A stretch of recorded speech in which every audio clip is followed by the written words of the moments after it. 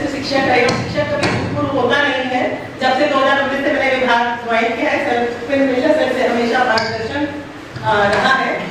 Sir Satyendra और इस विभाग के मेरे बैच के खुद के मेरे कलीग सतीश कुमार सर, इस सभागार में, इस कक्ष में, सभी निर्मित कक्ष में, इसमें बहुत सीनियर शिक्षक बैठे हैं। आप सभी को साधुवाद। हमारे नॉन टीचिंग स्टाफ, हमारे अतिथि अध्यापक, बहुत सुंदर संचालन करते हुए सुमेश जी,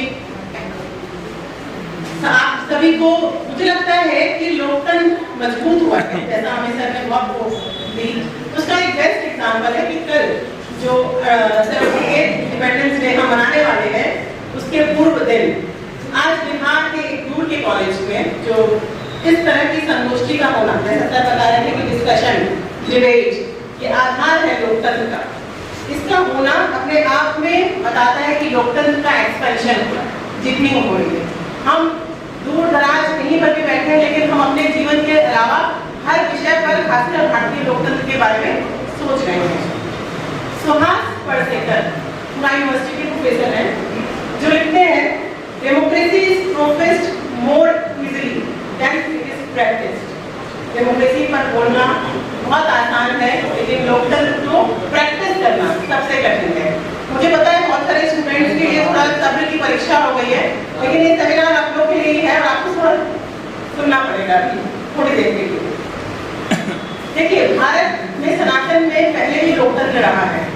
वेद, पुराण, मनुस्मृति, महाभारत, शांति पर्व, बहुत सारे ऐसे, अभी हम इंडियन नॉलेज सिस्टम पे बहुत काम भी कर रहे हैं कि लोकतंत्र पहले भी रहा है।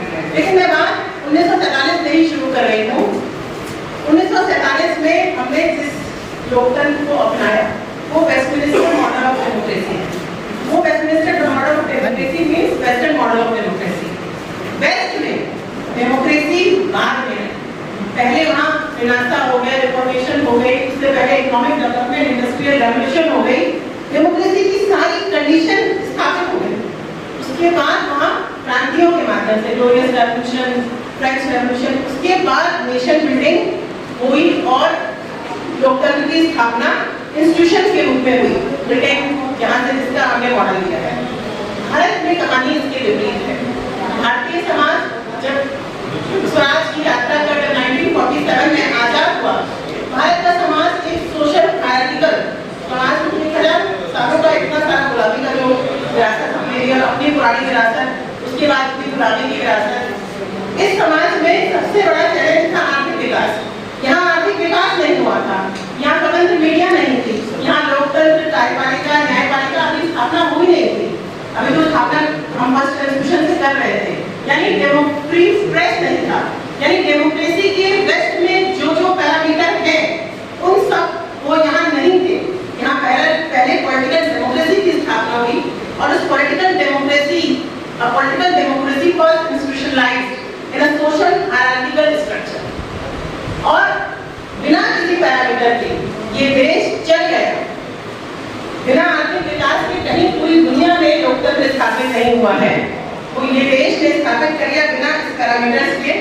तो जरूर 78 वर्षों के बाद जो हम नतीजे देखना चाह रहे हैं, तो मैं नतीजे और चुनौतियों को देखने से पहले हमारे और विदेश से, जो कि यूरोप के हम कंपैरेटिव स्टडी करते हैं, तो हमारे रिजल्ट्स में अंतर क्यों है। हमारे रिजल्ट्स में अंतर इन सारी सामाजिक सोशल, हमारे जो सोशल संरचनाएं हैं, सामाजिक संरचनाएं, जिस तरीके से आपका उदय हुआ, उसके वो मेन कारण है हमारे। तो हमारा जो मॉडल है, ये वेस्टर्न मॉडल ऑफ डेमोक्रेसी हमने कहा, ये इंडियन मॉडल ऑफ डेमोक्रेसी है, क्योंकि यहाँ पे clear, unique, without economic development we have developed political. अब हम नतीजे देखने के लिए मैं 2-3 एस्पेक्ट से बात करूंगी। नंबर 1, पहला नतीजे को मैं बोलती हूँ इंस्टीट्यूशनल आउटकम, फाउंडेशनल, इंस्टीट्यूशनल, जिसका इशारा रतीश सर ने किया, सर ने कहा इंस्टीट्यूशनली हम 18 इलेक्शन करवा सके, हम 16% की हमारी लिटरेसी रेट थी 1947 के समय में, और आज 75% पास कर रहे हैं। तो वो हम इंस्टीट्यूशनली अपने आप को, इसमें तो कोई दो राय नहीं, हम फ्री, सबसे बड़ा जो सर ने भी बताया मापदंड है कि हम फ्री इलेक्शन करवाए, हम फ्री इलेक्शन करवा पाए, ठीक है। Procedural democracy established in India, but now मतलब हम जब फ्रस्ट्रेट होते हैं, क्योंकि आज हम सबको तलाश है democracy as wellbeing, democracy searching for wellbeing, quality life. उसको मैं इस एस्पेक्ट को बोलती हूँ कि सब्सटेंशियल डेमोक्रेसी, सब्सटेंस की हम खोज कर रहे हैं, जिसको हम हिंदी में बोलते हैं तात्विक, यानी अब हमको अच्छे फ्रूट्स चाहिए। अच्छे फ्रूट्स चाहने के लिए, अच्छे फ्रूट्स का मतलब है कि हमारे यहाँ अब सोशल इक्वालिटी हो जाए, इकोनॉमिक डेवलपमेंट का आउटकम इक्विटी सब तक पहुंचे, पॉलिटिकल फ्रीडम इस लेवल की हो कि आप राइट टू डिसेंट को एक्सरसाइज कर सकें। मैंने क्या क्या बोला? इकोनॉमिक इक्वालिटी, इक्विटी की बात की, सोशल इक्वालिटी की बात की और पॉलिटिकल फ्रीडम की बात की। इन तीनों में अभी बहुत स्पेस है, क्योंकि तंत्र स्थापित हो गया। लोग तंत्र में संधि करेंगे जब लोग और तंत्र स्थापित हो गया, लेकिन लोग का क्या करें, यानी डेमोक्रेटिक प्रैक्टिसेस का क्या करें, वो लोग पब्लिक, उन पब्लिक का क्या करें जिसको आगे आना है, जिसको संभालना है अपनी अकाउंटेबिलिटी को, क्योंकि हमारे जो रिप्रेजेंटेटिव निकलते हैं वो हम ही में से निकलते हैं। अच्छा, वो रास्ता भी कठिन है जिसमें सर ने भी इशारा किया कि अब वो लोग गांधी और पटेल और जयप्रकाश जैसे रहे नहीं। अब पॉलिटिक्स में मैं बात करूं कि कॉर्पोरेट वर्ड नहीं है जो फंडिंग करेगा, जो क्रिमिनलाइजेशन नहीं है, तो आप बोलेंगे मैडम कोई आइडियलिस्टिक बात कर रही है। वो है, इस रास्ते में डिफरेंट रास्ता कैसे निकले। वो रास्ता जो हमारे स्वतंत्रता संग्राम का था, वो सादगी का जीवन, वो अब नेताओं का रहा नहीं। वो अब उनको चाहिए फंडिंग एजेंसीज, और जो एजेंसीज फंड करेंगी, यानी जो कैपिटलिस्ट लिबरल मॉडल जो हमें फंड कर रहा है इलेक्शन को, उनका प्रभाव तो रहेगा ही। तो क्रिमिनलाइजेशन ऑफ पॉलिटिक्स एक समस्या आ रही है। मनी पावर, मसल्स पावर, जैसे बहुत लोग क्रिटिसाइज करते हैं, हम लोग में भी देखते हैं कि धनतंत्र बन गया है। बात तो सही है, muscles power.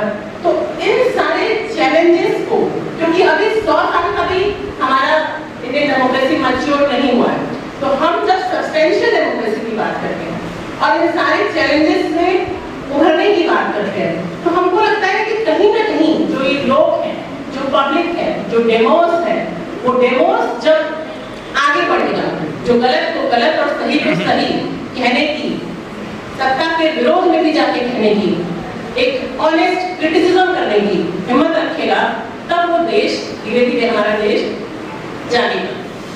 Challenges western media ने भी हमको बहुत समझाया, जैसे सेलिन एस हैरिसन की किताब आई थी India the most dangerous dictators, कि आपको समझाया गया कि हम बहुत डिफरेंट नेशनलिटी के हैं और हम बिखर जाएंगे। बाबरी मस्जिद के समय में भी बहुत लिटरेचर सामने आया था कि भारत अब बिखरने वाला है, लेकिन इस देश की कुछ ऐसी ब्यूटी है कि सारी परेशानियों को जैसे मिट्टी के झाड़ते हुए और फिर वो एक उभार के रूप में ये देश खड़ा हो जाता है। वो देश इसलिए खड़ा हो जाता है क्योंकि इस देश में डिफरेंट थॉट्स के लिए कोई ना कोई थॉट स्ट्रक्चर है। आप समाजवाद को देखिए तो 50 तरह का समाजवाद है, लोहिया का समाजवाद अलग है, गांधी स्वराज पे अलग बोलते हैं, तिलक अलग बोलते हैं। ये दिन जो 15 अगस्त, 26 जनवरी या महापुरुषों की तिथियों के जो दिन हमारे सामने आते हैं, वो दिन हमें इन लोगों को याद करने की है और ये समझने की कि हम किस रास्ते को चुने। फ्रस्ट्रेशंस बहुत हैं, लेकिन आप इस बात को समझिए कि अभी यात्रा 78 ईयर्स की हुई है, गुलामी बहुत पुरानी झेली गई थी और प्रैक्टिस में डेमोक्रेसी को लाना means democracy is about power sharing. हम चाहते हैं हमको एक सीट मिलती है, हम चाहते हैं किसी और को शेयर करें। प्रैक्टिकल लाइफ में हर छोटी छोटी चीज के लिए हम सेंट्रलाइज होना चाहते हैं। तो ये शेयरिंग ऑफ पावर, जैसे सर ने भी बात की कि फेमिनिस्ट पर्सपेक्टिव से डेमोक्रेसी को, कि महिलाएं वोटिंग पहले से ज्यादा कर रही हैं, इंडिपेंडेंस कॉन्स्टिट्यूशन में ही हमें अधिकारों के लिए कोई लड़ाई नहीं करनी पड़े। ऑलरेडी हमारे विदेशों ने लड़ाई की, लेकिन हमारे पास सारे महिलाओं को अधिकार थे। अधिकारों महिलाओं को होने के बावजूद भी 1975 के समय में पहली रिपोर्ट जब यूएन मांगता है भारत से, भारत की महिलाओं की क्या स्थिति है हमें बताइए, टुवर्ड्स इक्वालिटी करके रिपोर्ट पब्लिश होती है, जिसकी वीना मजुमदार पटना यूनिवर्सिटी की मैडम चेयरपर्सन थी। रिपोर्ट बताते हैं everything is not good in India. अगर आपके घर में शांति है तो इसका मतलब ये नहीं कि सब कुछ सेटल्ड है, बोलने का स्पेस ही नहीं।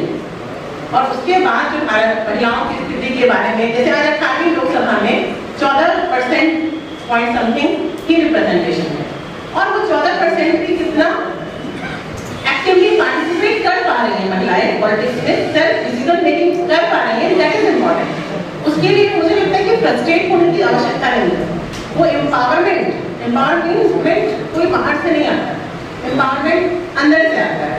Once you have the capacity to do the things, चीजें सीख लेना और चीजों को करके दिखाना, अपनी अकाउंटेबिलिटी को इंश्योर करना, ये अभी अगर आप फेमिनिस्ट पर्सपेक्टिव से देखेंगे इस डेमोक्रेसी को, तो इसमें अभी भी समय लगेगा।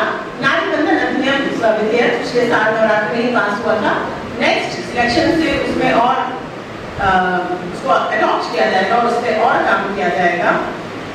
क्वेश्चन ये है जरूर कि इश्यू ऑफ सेफ्टी, बहुत सारे रिसर्चर्स आते हैं सामने, India is the most unsafe country for women to live. परसों का भी केस आप कलकत्ता हॉस्पिटल का देख रहे हैं। ये सब मुझे लगता है लिटरली, और वेस्टर्न मीडिया को ये पॉइंट देता है, इंडेक्सिंग को पॉइंट देता है कि हम इन कल्चर को कैसे, कल्चर ऑफ वायलेंस को कैसे खत्म करें। जैसा हमारा समाज होगा वैसी हमारी डेमोक्रेसी होगी। समाज के इन प्रॉब्लम्स को सॉल्व हम सबको करना है। हमने कोविड के समय में देखा हमारी कितनी सरकार पर निर्भरता थी, हम सब वैक्सीनेशन प्राइवेट सेक्टर से नहीं सरकार से चला रहे थे, यानी सरकार के बिना हमारे पास कोई रास्ता भी नहीं है। लेकिन वो the good man has to pay price for not to participate in politics. अच्छा व्यक्ति अगर पॉलिटिक्स में नहीं पार्टिसिपेट करेगा तो जो पार्टिसिपेट करेंगे वह जैसा करेंगे वो आपको झेलना है। तो इस तरह की आप देखिए कि इस तरह के चैलेंजेस हैं हमारे सामने, और मुझे लगता है इसका अब तंत्र सेटल है। लोगों को, इसको बोलते हैं eternal vigilance is the price of democracy. अब लोगों को आगे आकर अपनी सतर्कता को बढ़ाकर गलत डिसाइड टू डिसेंट को यूज कर लोकतंत्र को आगे बढ़ाना है। सेटलमेंट अच्छा है। बद्री नारायण जी का परसों आर्टिकल आया हुआ था, इसमें लिखा था कि भारत दक्षिण एशिया में अकेली उम्मीद है, वो तो प्रूव हो रहा है सामने। अब हमें अपने जितने इंडेक्सेस हैं उन सब पे ऊपर आना है, क्वालिटी लाइफ की ओर जाना है, वेलबींग की सर्च करनी है। देखिए वाजपेयी जी कहते हैं सत्ता का खेल तो चलेगा, सरकारें आएंगी जाएंगी, पार्टियां बनेंगी बिगड़ेंगी, मगर ये देश अमर रहना चाहिए, इसका लोकतंत्र रहना चाहिए। इस सभागार में बैठे सभी स्टूडेंट्स से आग्रह है, जो भी हम जानते हैं, मैं बनारस की बेटी हूँ, वही मैंने 10 साल की एज में पढ़ाई की है, जो भी मैं जानती हूँ मैं अपनी किताबों और अपने शिक्षकों की वजह से जानती हूँ। किताबों से प्यार करिए। मुन्ना हमारे स्टूडेंट बैठे हुए हैं, धन्यवाद से उन्होंने किया है। किताबों में नया लिटरेचर सामने आता है, नए पर्सपेक्टिव, तो जो हम कभी कभी विषय साइकिल में पढ़ जाते हैं वो नया लिटरेचर हमको सॉल्व करता है। अभी एस जयशंकर जी की बुक आई है व्हाई भारत मैटर्स, और वो लिखते हैं with each passing day it is becoming clearer, with each passing day it is becoming clearer that India matter because it is Bharat. Jai Hind. Thank you for inviting me all.